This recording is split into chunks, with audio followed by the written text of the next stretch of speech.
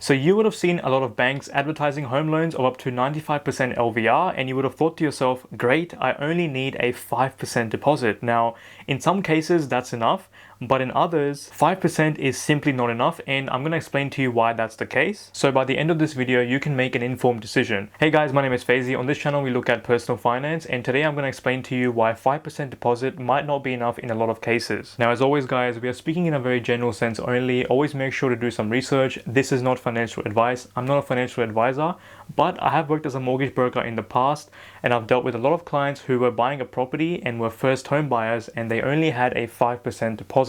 Now, when you're buying a property, whether it be for the first time or the next time, you need to take into account all the costs. After all, when you buy the house, you're not just paying the seller and getting the loan from the bank, you're also dealing with 3 other parties. So let's get to it. Number one being the government, of course. So generally when you buy a property, you're going to have to pay some government mortgage registration fees, a transfer fee, and a few other fees as well. Now the mortgage fee is fairly obvious. When you sign the mortgage document, that gets sent to the land titles office in your relevant state, and you have to pay a fee to have the mortgage registered on your title. And the government transfer fee is a fee that you have to pay for the names to be changed over from the seller to your name. So usually what happens is that the bank collects these fees from you and then they pass it off to the relevant government department. Now these fees are usually a couple of $100 and they vary between state to state. So always make sure to check with your relevant state. Now a big cost that we can't ignore is the stamp duty as well. So if you're a first home buyer, you can potentially get away with paying stamp duty because it's quite likely that you might be buying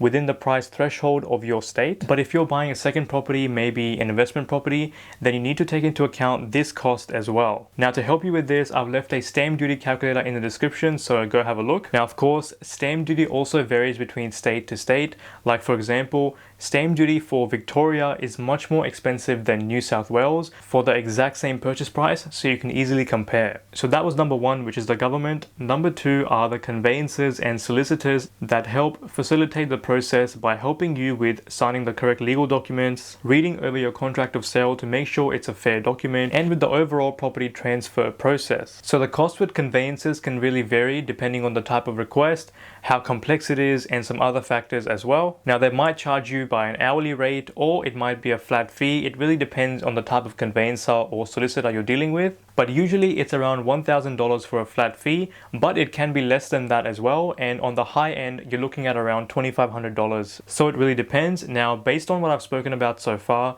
you guys can definitely see the amount of costs that add up. Now, if you only had a 5% deposit, that would not be enough to cover all these costs that we've spoken about, because you've got conveyancing fees, government fees, but there's also a third party that you need to consider as well. And that is number 3, which is the LMI insurer. And these guys are the guys who charge you LMI, which is lender's mortgage insurance. Now this cost is arguably the highest cost in this whole equation, because let's say that you have a 5% deposit and you have an extra $2,000 as well in your savings to cover off conveyancing fees and the government fees that we spoke about earlier. You also need to account for LMI, which will be added on top of the loan, and eventually the LVR will be 95% plus LMI. And at the moment, there are very few banks in Australia that actually do lending for 95% plus LMI. And even if they do, the rate is just way too high and they have a ton of conditions for you to even get approved. So it's going to be much harder for you to do that. So if you want to use as less of your money as possible, ideally you want to have the 5% deposit saved up plus the cost of LMI, plus the other costs that we spoke about with the government fees and the conveyancing fees. And this is all to make sure that the LVR doesn't go above the 95%. So how much is this exactly? Let's look at a few examples. So as you guys can see here, I've opened up the Genworth LMI calculator, and the reason why I'm using this calculator over others is because Genworth is one of the largest LMI insurers out there in Australia, along with QBE Insurance. Now we're going to look at a few examples, but if you want to do this yourself, there's a link in description for this exact calculator, and you can easily change things around to find different scenarios. Let's get into it. So let's say that the property you're buying is $800,000 and the deposit that you have is $40,000, which is 5%. And first home buyer is yes, loan term is going to be 30 years and owner occupied. So as you guys can see, the LMI premium is $32,000 nearly, which puts you way over the 95% threshold. So this transaction is not going to be possible. Now in the exact same scenario, if we go 800K once again and deposit amount is 10% instead, first home buyer is yes, loan term is 30 years, owner occupied. Now the LMI premium is going to be $17,712. So an extra $40,000 deposit is a $14,000 difference when it comes to LMI. Now it's important to note that the higher your purchase price, the higher your deposit needs to be to stay under the 95% because LMI costs really start to ramp up. So in this example, you will need a deposit of around 67 to 70K, which is just under 9% of the property's value. Now, if we flip this example and look at a purchase price of, let's say, $400,000, 5% deposit is going to be 20K, and first home buyer is yes, of course, loan term 30 years. And now if we have a look at it, the LMI premium is $12,000, which puts you over 95%. So again, this transaction cannot happen.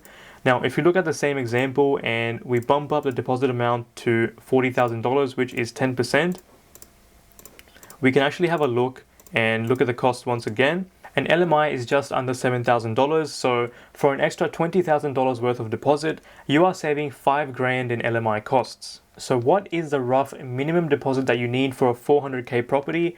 Based on the calculations, it should be around $32,000, which is 8% of the property's value. So based on the first example that we did on the $800,000 purchase price, you need just under 9% deposit, but in this example, you need around 8% deposit of the property value. So basically my whole point is that the higher that your property value is, the more of a deposit you need in proportion to keep it under 95% LVR. Now guys, just keep in mind that this calculator is just an estimate. It changes so much based on lender and even the state. So it's really there just as a guide. Now guys, if you are planning to pay LMI, I've made an in-depth guide to LMI that goes everything into what LMI is, what it means for you as the borrower, how you can potentially avoid it, plus some very important things that you need to know about LMI, which can also help you down the track. So there's a link in description and there should be a pop-up on your screen as well. Now I just want to say that the stuff that we've spoken about so far are for borrowers who are not planning to use the first home loan deposit scheme. Because under that scheme, you can get away with having 5% deposit, but if you didn't qualify for the first home loan deposit scheme, then this video was for you. So hopefully you learned something in this, and when you apply for a home loan, you can make an informed decision and have the best chance at approval. If you didn't understand anything, send me an email by going onto my profile on YouTube or drop a comment and I'll get back to you. Thanks for watching guys, please like and subscribe, and that LMI video should be popping up right there,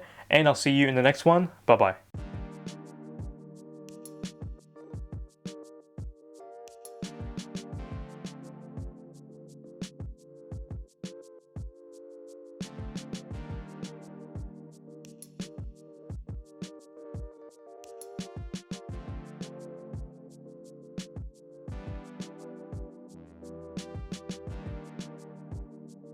So what is the rough minimum